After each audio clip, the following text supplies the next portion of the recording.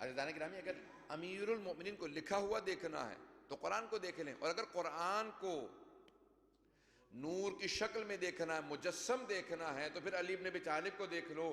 عزیزان گرامی، یہ دونوں دلیلیں ہیں کہ رسول خدا، اب یہ حق کس کی طرف اشارہ ہے؟ یا اللہ حق ہے، قرآن حق ہے، یا خود رسول خدا؟ بہرحال مشترک معنوی ہے، سب کے سب حق ہیں۔ آئیے عزیزان گرامی، تو اب دو طرح کی نشانیاں ختمی مرتبت کے لیے، دو طرح کی نشانیاں ہیں، دو طرح کی نشانیاں ہیں۔ ایک قرآن ان کی دلیل پہ معجزہ ہے، دوسرا وجود امیر المؤمنین ان کے نبوت پہ ایک دلیل ہے۔ اب جتنے بھی قرآن کو دیکھتے چلے جائیے گا، جہاں جہاں قرآن کو پڑھیں گے آپ کو ثابت یہی ہوگا کہ ختمی مرتبت کی نبوت کا معجزہ، زندہ معجزہ قرآن کریم ہے۔ اور امیر المؤمنین کو دیکھیں گے تو وہ بھی زندہ معجزہ ہیں۔ اگر ختمی مرتبت کے لیے اللہ نے دو معجزات بھیجے ہیں، ایک کتابی شکل میں، ایک انفسی شکل میں، تو امیر المؤمنین کے لیے بھی دو معجزات ہونے چاہیے، ایک آفاقی ہونا چاہیے، دوسرا انفسی ہونا چاہیے۔ تو اب جناب امیر کے لیے بھی قرآن ایک دلیل ہے، اور بولتے ہوئے معجزے کا نام حسن مجتبیٰ ہے۔ امام حسن مجتبیٰ کے لیے بھی پھر دو معجزات ہونے چاہیے، ایک آفاقی، دوسرا انفسی۔ تو آفاقی قرآن ہے، انفسی حسین ابن علی ہیں۔ سید الشہداء کے لیے بھی دو معجزات ہونے چاہیے، آفاقی اور انفسی۔ آفاقی دوبارہ قرآن ہے، انفسی امام زین العابدین ہیں۔ اسی طرح سے چلتے چلے جائیے گا 12ویں امام تک۔ عزیزان گرامی، 11ویں امام کے لیے آفاقی معجزے کا نام دوبارہ قرآن ہے، انفسی معجزہ کا نام 12ویں امام ہے۔ اب 12ویں امام کے وجود پہ بھی دو دلیلیں ہونی چاہیے، آفاقی دلیل قرآن کریم ہے اور انفسی دلیل حضرت عیسیٰ ہے۔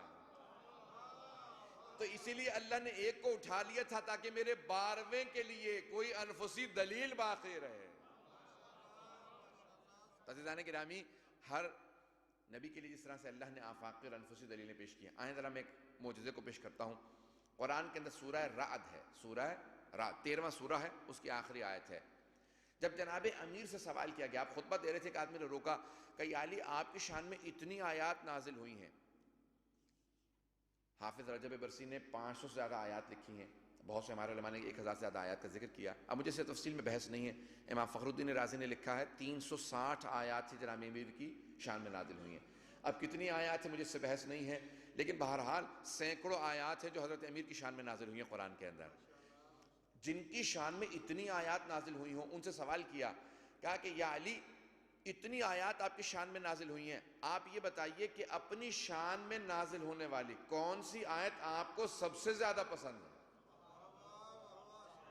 عزیزان گرامی، اگر میں آپ میں سے بھی کسی سے سوال کروں گا کہ اپنے اچھائیاں بیان کیجیے، تو آپ بھی کچھ دیر سوچتے رہیں گے کہ سب سے اچھی مجھے اپنی صفت کون سی پسند ہے۔ آپ بھی کچھ دیر سوچیں گے، 5-10 منٹ، 15-20 منٹ، آدھا گھنٹہ، 1 گھنٹہ، ہم لوگ سوچ کے بتائیں گے کہ ہمیں کون سی صفت اپنے متعلق پسند ہے۔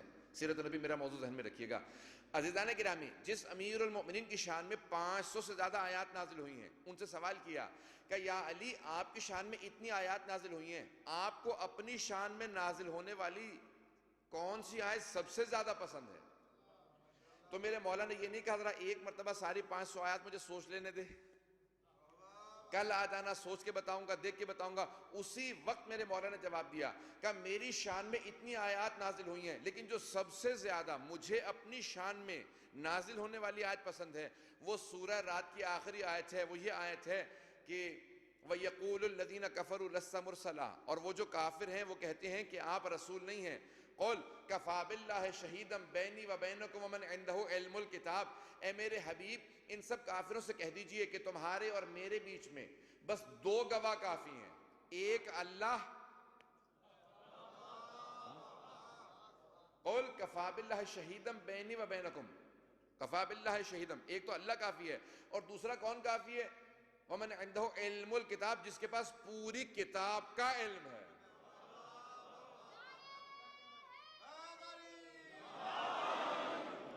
مولا فرماتے ہیں، کہا کہ مجھے اپنی شان میں نازل ہونے والی یہ آیت سب سے زیادہ پسند ہے۔ کہا مولا کیوں؟ کہا کیونکہ یہاں پہ اللہ نے جہاں رسول خدا کی رسالت کے لیے اپنے آپ کو ایک دلیل کے طور پہ، گواہ کے طور پہ، شاہد کے طور پہ پیش کیا، وہاں اپنے نام کے فوراً بعد میرا علی کا نام پیش کیا۔ کہا مجھ علی کا نام پیش کیا، کہا کہ کفا باللہ قل کفا باللہ شہیدم بینی و بینکم من عنده علم الکتاب، کہا ایک اللہ گواہ کے طور پہ کافی ہے، دوسرا علی ابن ابی طالب کافی ہے۔ تو عزیزان گرامی، ایک بہت بڑے عالم ہیں، انہوں نے پوری کتاب لکھی ہے، کہا کہ اگر رسول خدا کی رسالت پہ کوئی گواہ نہ ہوتا سوائے علی ابن ابی طالب کے، تو بس ایک علی ان کی رسالت پہ گواہ کے لیے کافی۔